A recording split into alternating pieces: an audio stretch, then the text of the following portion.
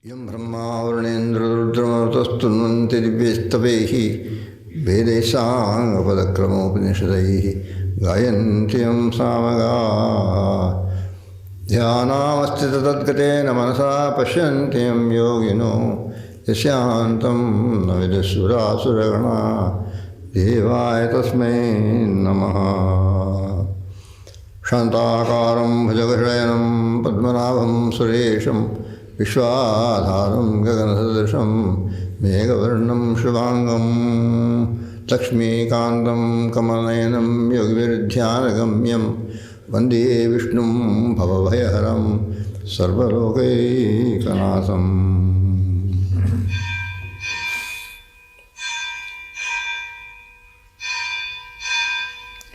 सशङ्खचक्रं सकिरीटकुण्डलं सहारवक्षस्थलशोभिकौस्तुभश्रियं सपीतवस्त्रं सरसीरुहेक्षणं नमामि विष्णुं शिरसा चतुर्भुजम्।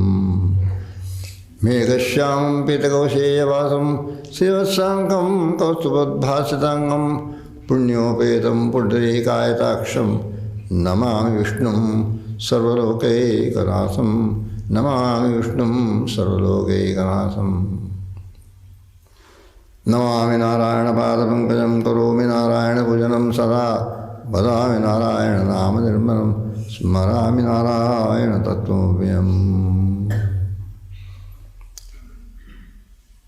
श्रीमन्नारायण नारायण नारायण श्रीमन्नारायण नारायण नारायण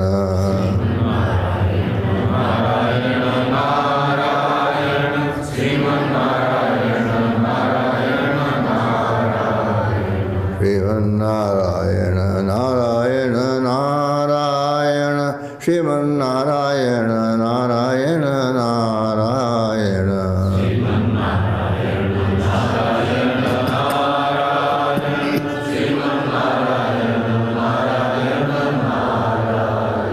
श्रीमन्नारायण नारायण नारायण श्रीमन्नारायण नारायण नारायण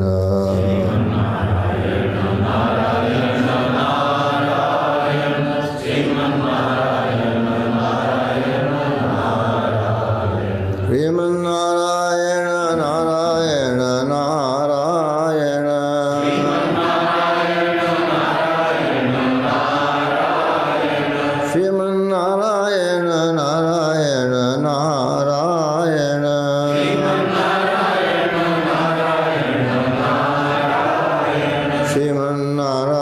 श्रीमन्नारायण नारायण नारायण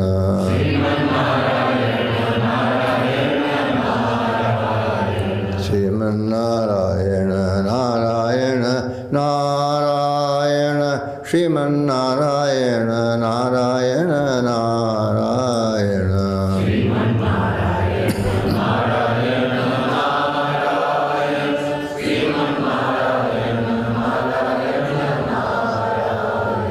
बोल विष्णु भगवान की जय।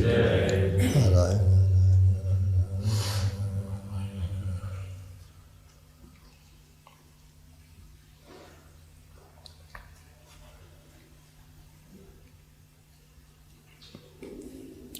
worshipful homage to that supreme primal being who has always been declared in the Hindu scriptures, the Puranas, as the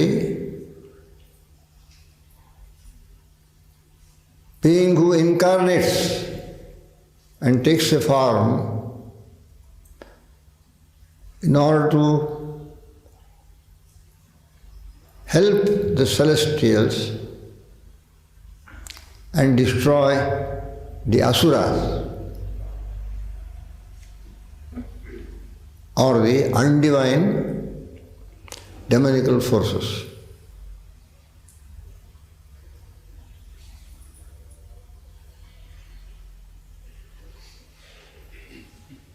Whenever the constant opposition between these two reaches a point when the undivine or the Ramanical forces, the asuric forces, get the upper hand. They seem to be gaining ground. Then the celestials appeal to the Supreme Being, the unmanifest, the primal being, the transcendental, absolute, non-dual being. And he incarnates himself. The non-dual being as Ishwara has three aspects: Brahma, the creator; Vishnu, the preserver; and Shiva, the destroyer or the dissolver. And it is very peculiar that it is always to Vishnu that they turn, Vishnu that they appeal. Even if they go to Brahma or to Shiva, they say, no, you had better go to Vishnu, go to Vaikuntha and appeal to Vishnu. He is the right person to set right this dire situation that has arisen.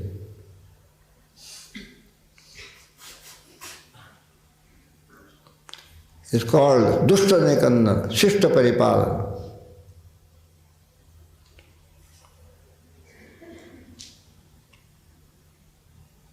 To that being who is therefore, even though transcendental, yet relevant to us because out of his compassion, out of his all-knowingness, he says, now I must do something.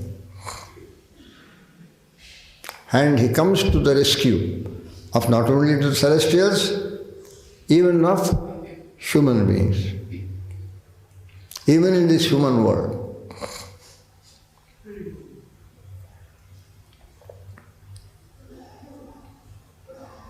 And there have been many such episodes in the Puranas, especially in the Srimad Bhagavata Mahapurana.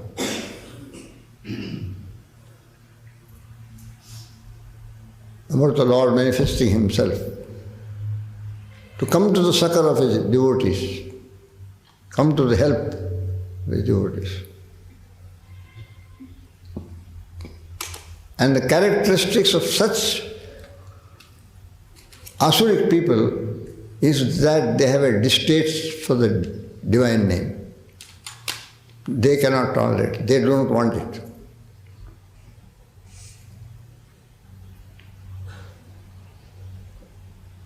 They hate the divine name. They don't want to hear it. They don't want to hear anyone else utter it.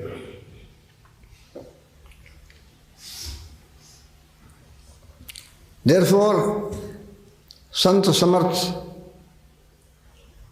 Swami Ramdas tells us that in this age, those who do not like the divine name, those who never want to utter it, those who never want to hear it being uttered, they may be regarded as asuras. That is our portion today. And due to the divine grace of the Supreme Being and due to the blessings, loving blessings of revered and beloved Holy Master, Gurudev Sri Swami Chidananda Maharaj, to whom we offer our loving adorations, we are in a position to consider this aspect, the distaste of the asuric people for the divine name. In our first sloka today, we take today 96, 97 and 98. We had finished 93, 94, 95, and we take 96, 97, 98. In Shloka 96, Sant Samarth Swami Ramdas, the great guru of the Maharashtrian Emperor Shivaji, says in his little pocket-sized book of verses addressed to the mind, Manache Shlok. He says, in this age, those who do not at all wish to utter the divine name, those who cannot stand it, those who have no liking to it, on the contrary, to dislike it, they may verily be regarded as asuras.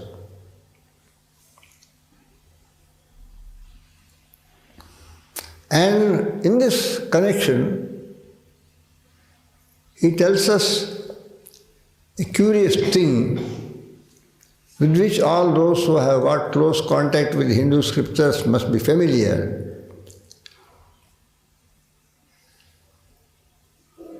To give an example of an asura or a demonical personality, he tells us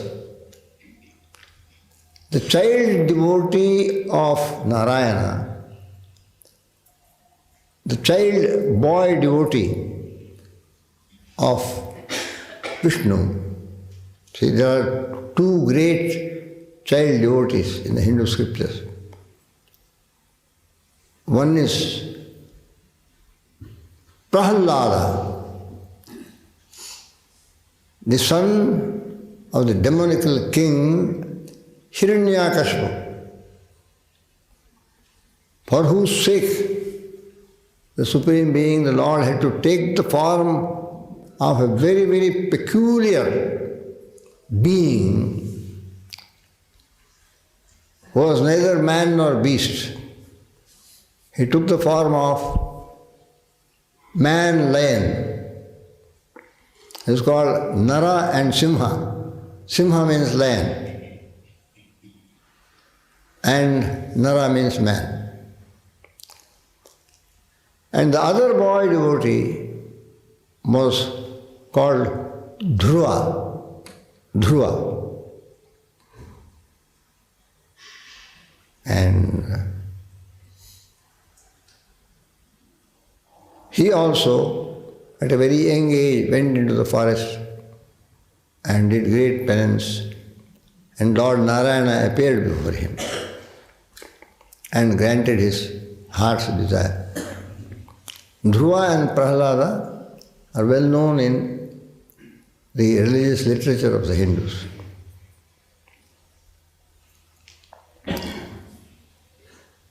Prahlada, the boy devotee, even though he was born in an Asura family, Hiranyakashipu was an Asura, even though he was born in an Asura family, right from his childhood had a great liking for the name of God, for the divine name of God. So this is the sign of a sattvic person, this is the sign of a devotee. This is a sign of a true devotee, even though he may be born in Asurakula. That did not stand in the way of his devotion because it was ingrained in him. And because his father was an asuric personality and his whole nature was asuric, he just could not tolerate his son uttering the divine name. He forbade him. He threatened him. He punished him. And when the boy was absolutely adamant in his devotion to God and God's divine name, he made others, classmates of his, schoolmates of his also, to utter the Lord's name, which was taboo throughout the kingdom of his father. Then Hiranyakashipu, the asuric father, decided it's no use scolding him, no use forbidding him, no use threatening him, no use trying to induce fear in him. Now the only recourse is I must put him to death. I must kill him. To what extent the hatred must have been that his own child he decided to kill. Such is the intolerance and the dislike and the hatred for the divine name in beings who are asuric by nature. Therefore, Sant Ramdas says, beware. See whether even the remotest grain of such feelings are anywhere lurking within you unknown to yourself. If so, remove them and throw them out. Be filled with devotion. Then in the next verse, 97, he goes on to say, there is not the remotest possibility of attaining liberation for one who does not practice the divine name.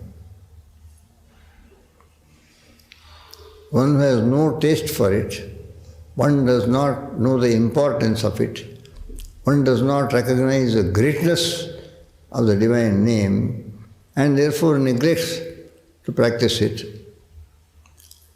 Such a person cannot dream of attaining liberation. There is not the remotest possibility of such a person attaining liberation. Such a person's whole life will be filled with trials and tribulations and worries and sufferings and untold difficulties. And living such a miserable life, full of difficulties, full of trials and troubles and problems, and ultimately, at the time of death, he will die a very pitiable death. He will have fears of the unknown. He will have remorse for not having done the right thing. He will have no solace in his heart. There will be no consolation at the time of his departure. He will die in great agony, a pitiable sight indeed. Therefore, O men, don't come to such a dire, condition. Repeat the name. It will keep your life free of difficulties and sufferings. Repeat the name. At the time of your departure, you will have calmness, you will have solace, you will have courage. You will face death cheerfully because the Lord's name is with you. Therefore, don't end up like this miserable man who has never practiced the divine name in his whole life. Practice the divine name and live happily and die peacefully and with fearlessness and courage. Thus, Swami Ramdas, next verse, 97, he gives us sound advice, good advice. In 98, he tells us,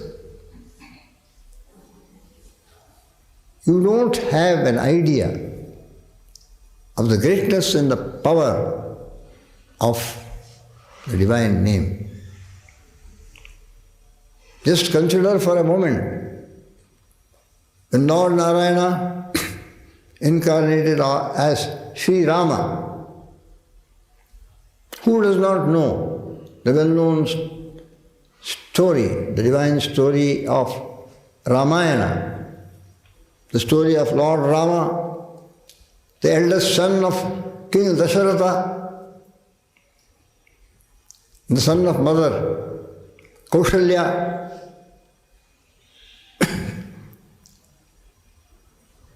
who took the hand of King Janaka's daughter, Sita or Janaki. An ideal human being.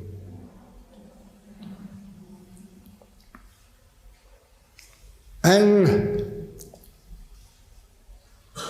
through a curious set of circumstances, envy, jealousy, treachery, scheming, clever scheming, he is denied the throne when he was about to be crowned, coronated as a king, as King Dasharatha had become old. He said, now I must retire into a more spiritual life, contemplate upon the God at the last evening of my life. I must turn to spiritual life.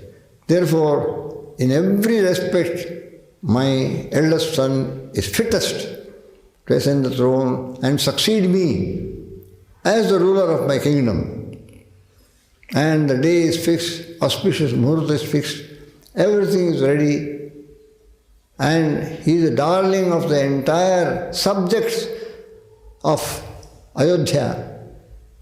And everyone is rejoicing that our beloved Rama, eldest son of our king, is about to become our king now, new king. There is dancing, festivity everywhere. The entire city is illuminated in such a way that night turns into day. There is music everywhere. At that moment, by this scheming and planning due to jealousy and envy, suddenly he is made to be banished for 14 years into the deep forest. And the third, the youngest queen of Dasharatha, wants her son instead, Bharata, her son, to ascend the throne. And disastrous result follow.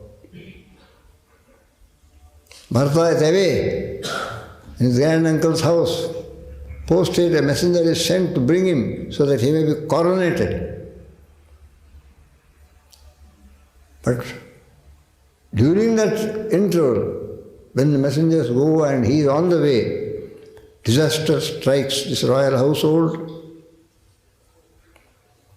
Unable to bear, the king cannot say no, because at some remote past he had given word to Kaikeyi, ask any two boons you want, it will be granted. So this youngest queen, the third queen Kaikeyi, has been poisoned by her maid, Manthara. Look here, what you are keeping quiet. If Rama ascends the throne, where will you be? But this queen has got great love for Rama, more love than for her own son. She says, shut up, don't talk nonsense. Where will I be? I will be his beloved mother. Yet, no, you are a fool. You don't understand the ways of life. Now Rama is only a prince, then he is very nice to you. Once he becomes king, you see, it will go to his head. He will not care for you. You will be like a servant. He will give honor only to his mother, who is the eldest queen, Kaushalya. So, she refuses to believe her maid, but the maid very connivingly, very, very shrewdly and cleverly, see? Like a viper, she manages to poison Kaikeyi. Gradually she brings a metamorphosis in. She becomes a different person. And ultimately, instead of ascending the throne, Rama puts on bark cloth and goes away to the forest. Unable to bear the separation from his dear Rama, Dasharatha dies of a broken heart. And as Bharata and Shatrugna are away, he said, we must wait for them to come for the cremation. And they preserve the body in oil until Bharata comes. And when Bharata comes, what does he see? Mourning everywhere. There is not one smiling or cheerful face. All the subjects are broken-hearted, bent head, peeping, sobbing, for the loss of their king on the one hand, and for the loss of their beloved Rama on the other hand. Loss of their king by death, sudden death, unexpected death, at the moment of rejoicing, and the loss of their beloved Rama due to exile in the forest for 14 long years. He sees silence everywhere, gloom everywhere. So in one moment, due to the evil nature of this Manthara, poisoning Kaikeyi's mind, the whole situation changes from one of rejoicing to disaster, death. A sad and disillusioned and shocked Bharata performs the cremation of his father. He rejects his mother. He says, you are not my mother. You are an Asura. You are a demoness. You are a snake, poisonous snake. Don't come near me. I don't want the throne. What greater joy I would have than to see my beloved eldest brother Rama shine like the monarch on the throne in the palace hall. You have shattered my happiness. I will not rest until I go to the forest and bring him back. And thousands join him. And he being the supposed monarch, because both these two boons are granted by Bharata, he cannot go against his word. All right, have it. But why do you want Rama to go to the jungle? Let Bharata ascend the throne by all means. Rama will be happy. He will not mind it. But why do you want him to go to the jungle? He says, no, adamant. Bharata must ascend the throne, Rama must go to the forest. And she has got her two wounds. And Bharata refuses to accept the throne. He says, I will go and get back Rama. And thousands follow. And he being the declared king, next after Dasharatha, the minister, chief minister has to follow him. Chief minister also follows. And then you know what happens, the development. Ravana hears about Sita, Ravana the demon king of Sri Lanka, Ceylon, and abducts her, takes her away in his flying machine, Vimana. Because these Asuras also have got unusual powers, supernormal powers. Just like gods, Asuras also got supernormal powers. Just like people who have got black magic, you see, they do all types of things. And he abducts her, takes her away. In spite of the attempt of Jatayu, a great bird, to save her. And thus Rama loses his wife. Exile is enough trouble, but the loss of his beloved Sita, he cannot bear. He goes in search after her, sad-hearted, heavy-hearted, sad, weeping. And then it seems all their quest is of no avail, because suddenly they reach the end of India and then there is a sea. How to cross the sea? And between Lanka and mainland India, 100 miles sea. Now finished. All through India we have wandered, searching, questioning. But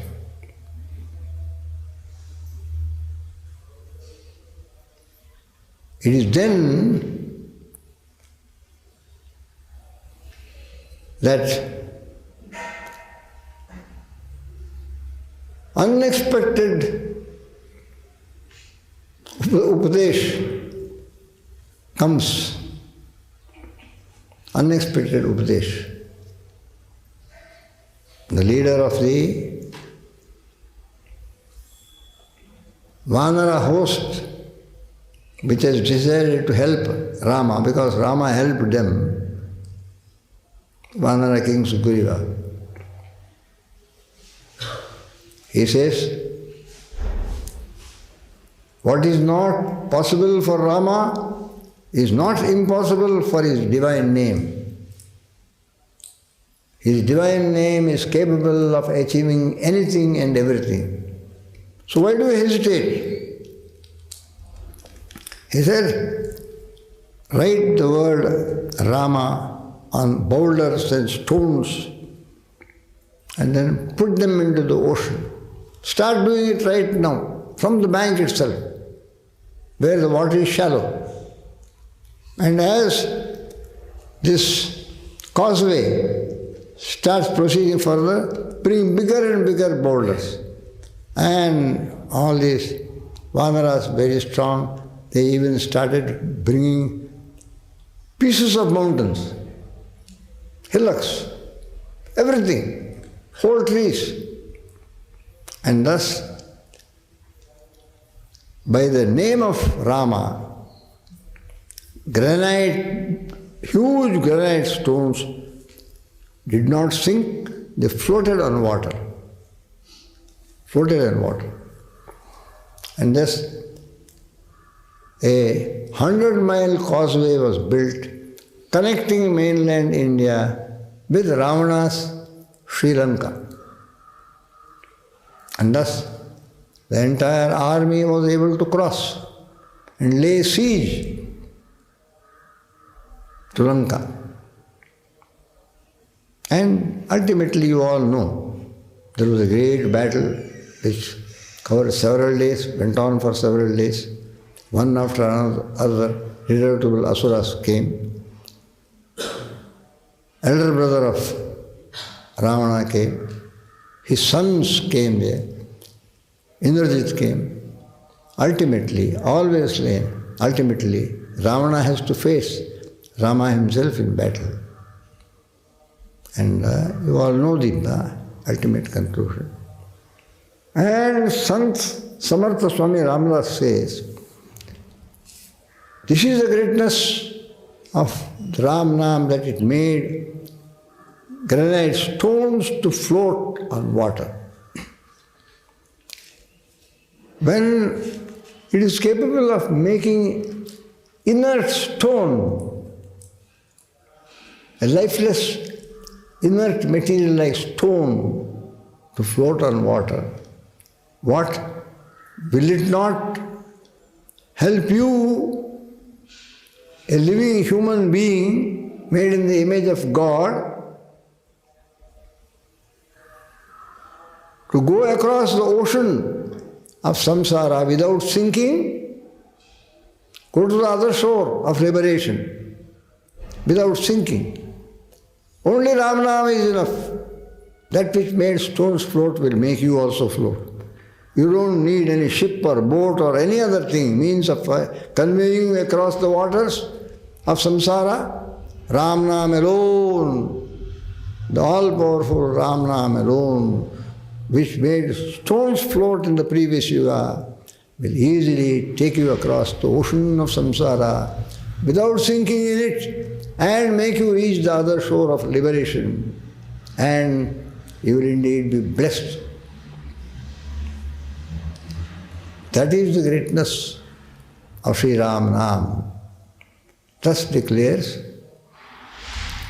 Samartha Swami Ramdas in his verses addressed to the mind in this little pocket-sized book, Manache Shlok. And by the grace of the Supreme and the loving blessings of Holy Master Gurudev Sri Swami Shivanand Maharaj, we have been able to imbibe this inspiring wisdom and get these admonitions and teachings from this little book during our consideration of this text over the past several weeks. And I am thrice blessed that Lord and the Holy Master have made me the channel or medium for conveying these truths and these teachings to you all. Therefore I deem myself thrice blessed that from here, from this seat, in the form of this sharing, I have been able to bring these truths and these teachings to you. And I have to thank you all the more.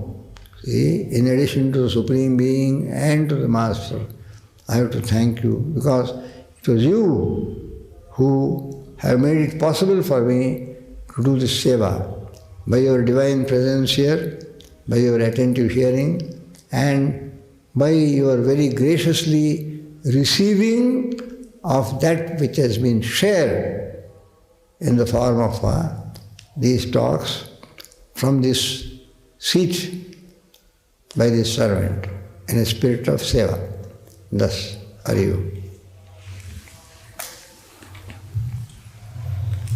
Om